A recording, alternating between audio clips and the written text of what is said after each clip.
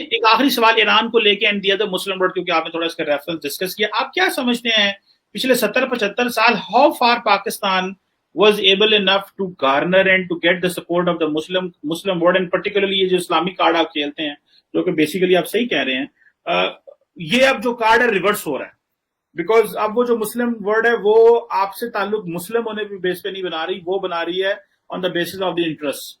तो आप क्या समझते हैं कि आप कंप्लीटली इसको अनडू करने की पोजीशन में हैं इस वक्त?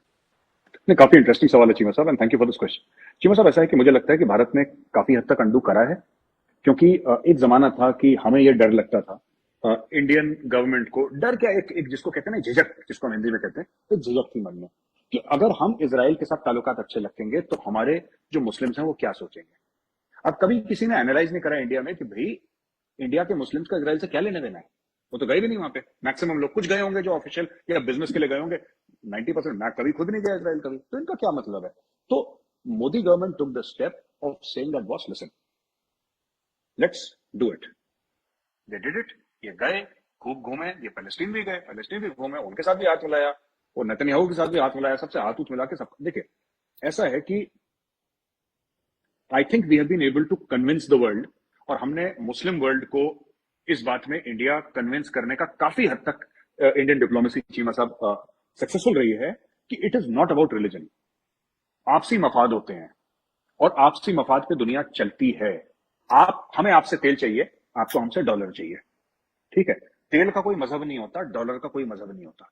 तो ये मजहब कार्ड आप लोग ना खेलें, इससे किसी का फायदा नहीं हुआ। लेकिन पाकिस्तान ने बड़ा इफेक्टिवली यूज करा कश्मीर को लेके और फलस्तीन को लेके काफी टाइम तक। बट जो इंडिया की अग्रेसिव डिप्लोमेसी हुई बीच में, उसने काफी हद तक अंडू कर दिया चीमा साहब। आप कंप्लीटली अंडू करें ना करें, मुझे लगता है ऐसा हो पाएगा, ये मेरा मानना है। I don't know, that only future will tell. But हाँ, एक और बड़ा इंपॉर्टेंट पॉइंट है इसमें चीमा साहब की, ये जो पूरा मुस्लिम वर्ल्ड है ना, इनमें कि वो होता है पहले आप वाला जो चक्कर होता है कि कौन करेगा पहले, who will bell the cat, who will recognize Israel, who will say we are friends of India, who will say कि ठीक है सब हम धंधे की बात करेंगे, हम कश्मीर डिस्कस नहीं करेंगे, हु विल टेल कि आप अपना एम्बेसी यहां पर बना लो, हम फिलिस्तीन की बात नहीं करेंगे, है ना। तो उसमें I think India has played a stellar role कि ठीक है, आपको कश्मीर की बात करनी है, आप बात करो कश्मीर की बात, ठीक है।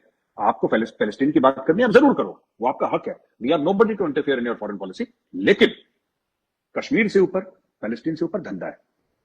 आप कभी दुबई गए, किसी शेख से मिले, तो आप शेख को बोलिएगा, उसको अरबी के अलावा कोई जबान नहीं आती होगी चीमा साहब, और मेरी गारंटी है किसी भी शेख को आप जाके वहां पर बोलिएगा, शेख साहब केम छो, वो बोलेगा मजा में। मोदी जी ने गुजराती सिखा दी शेखों को, सब धंधे पे लग गए, everybody. And this is Indian diplomacy at its finest and most aggressive. हो सकता है कि हमारे वॉल्यूम्स बहुत कम है एज कंपेयर टू अमेरिका, जाहिर सी बात है, एज कंपेयर टू चाइना हमारे वॉल्यूम्स बहुत कम है, पर we are sure of our quality and we are sure that we will get there. तो वहां पे सब लोग जो हैं, हमारे अलग अलग मुल्कों में जो डिफेंस अटैचेस हैं हमारे, राइट, तो अलग अलग मुल्कों में जैसे एम्बेसीज के साथ होते हैं, वो एक जमाने में इतने एक्टिव नहीं हो करते थे। Today everybody is active. Modi ji ने सब में चाबी भर रखी है, सब लोग एक्टिव। कोई यहां जा रहा है फाइल पकड़ के, कोई इससे मिल रहा है, and people have started working in coordination. पहले डिफेंस अटैची अपना काम करता था, एम्बेसडर अपना काम करता था, obviously ambassador is the boss of the embassy, तो उसके तो ऊपर कोई नहीं जाता, लेकिन सब अब people have started working in coordination. तो ये जो पूरा चल रहा है from a military perspective, setting up of basis, this is projection of Indian military, and this is my analysis. मुझे किसी ने बोला नहीं, बट मेरा एनालिसिस ये चीमा साहब कि the Modi government believes in projecting military power abroad. मुझे ऐसा लगता है, क्योंकि अभी होम मिनिस्टर साहब का कहीं पर बयान आया था कुछ महीने पहले कि we will pull out army from north east. मैंने ये भी बयान सुना कि they will pull out army from Kashmir, क्योंकि कश्मीर इंडिविजुअल वहां पे किलिंग्स हो रही है, लेकिन largely it has been controlled over a period of time, not ऐसे कि अगले साल कर देंगे, हो सकता है 5-7 साल में। तो ये बंदे जाएंगे कहां पे फौज में, ये मेरा खुद का एनालिसिस है। I could be totally wrong, but मेरा एनालिसिस है कि ये बंदे अगर उठ के जाएंगे नॉर्थ ईस्ट से, इंडियन आर्मी के या नेवी के भी, एयरफोर्स के भी, tri services, they will go to places like Mauritius, they will go to places like Madagascar, और they will go to places like Central Asia. तो ये भी है। लास्टली जो आपने बोला कि having positive relations with the Islamic world, this is a top priority for India. Whether it is OIC, ये इंडिया के लिए प्रायोरिटी है, क्योंकि मैं आपको बताता हूं क्यों। और ये भी पाकिस्तान की वजह से है, क्योंकि पाकिस्तान ने इस्लामिक कार्ड प्ले करके, right, whether it was for Kashmir और it was for the own Indian population in India, वो इस्लामिक कार्ड प्ले करके इंडिया को काफी कॉर्नर करा भी है इन द पास्ट, सक्सेसफुली, और काफी कॉर्नर करने की कोशिश भी करी है। लेकिन जब से मोदी जी आए हैं तब से वो जो उनको अवार्ड मिले हैं, और मिडिल ईस्ट के बड़े बड़े लोगों ने, सऊदी अरब ने, बहरीन ने, और सब लोगों ने जो अवार्ड दिए हैं, यूएई ने, वो इसीलिए हैं क्योंकि फॉरवर्ड लुकिंग पॉलिसी है regarding Muslim countries. So yes, you are right, central Asia, इसमें क्यों 5 स्थान है वो, क्योंकि वो मुसलमान देश हैं। यूएई भी है उसमें शामिल, उसमें सऊदी भी शामिल है। तो जो हमारे इंडोनेशिया के साथ बड़े अच्छे ताल्लुकात हैं, जबरदस्त ताल्लुकात हैं, उनके साथ बिजनेस ताल्लुकात बहुत अच्छे हैं। मलेशिया के साथ कभी ऊपर कभी नीचे होते रहते हैं हमारे, वो झूलता रहता है बीच में मामला।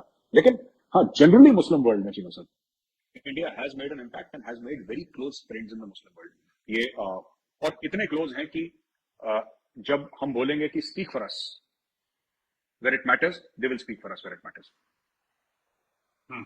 बिल्कुल ठीक है। मतलब ये कि अच्छा, एक आखिरी छोटा क्विक क्वेश्चन है और एक कमेंट भी है। आप कहते हैं कि ब्रह्मोस का जो आपने वो कह रहे हैं एक्सपोर्ट प्रोडक्ट है, वो तो रिसेंटली जब आपने वो जानबूझ के मिसाइल चलाया था टुवर्ड्स पाकिस्तान, कहते हैं साइड गलती ना छूट गया, तो वो तो उसमें मेजर साहब उसमें तो क्वेश्चन मार्क नहीं लगा था। I think BrahMos Philippines buy कर रहा है, कोई 300-350 मिलियन डॉलर का कोई डील शायद, if I am not wrong, हुई थी कोई। तो उसमें वो सारी बात है, क्वेश्चन मार्क तो लगा था उसके ऊपर भी कि भाई ये इनका मिसाइल प्रोग्राम किस तरह का है, मतलब ये चल गया है, इसी तरह निकल गया है, तो कल को हम ले वो कहीं और तरफ चीन की तरफ चल जाए, चीन ने तो माफ नहीं करना, उसने तो शुरू हो जाना है जो है ना, उसने तो ठोक देना है फिलीपाइंस को। तो एक कमेंट मैंने कहा जरा इससे पहले नहीं चीमा साहब, आई थिंक जो बायर्स हैं, इसके potential buyers, it is not only one country, there are 4-5 countries जिनसे बातचीत चल रही है। And I think this situation has been explained and they have understood sir. तो हमारे डिप्लोमेट्स जाके उनको पूरा एक राजा एक तिरानी पूरी स्टोरी समझा दी। उन्होंने बोला हाँ साहब, एक राजा एक तिरानी, हम समझ गए, कहानी खत्म हो गई। They have explained it, diplomats का काम ही होता है मरम रखना, and I think they have explained it. और बस ये तो दे हैव मैनेज्ड इट।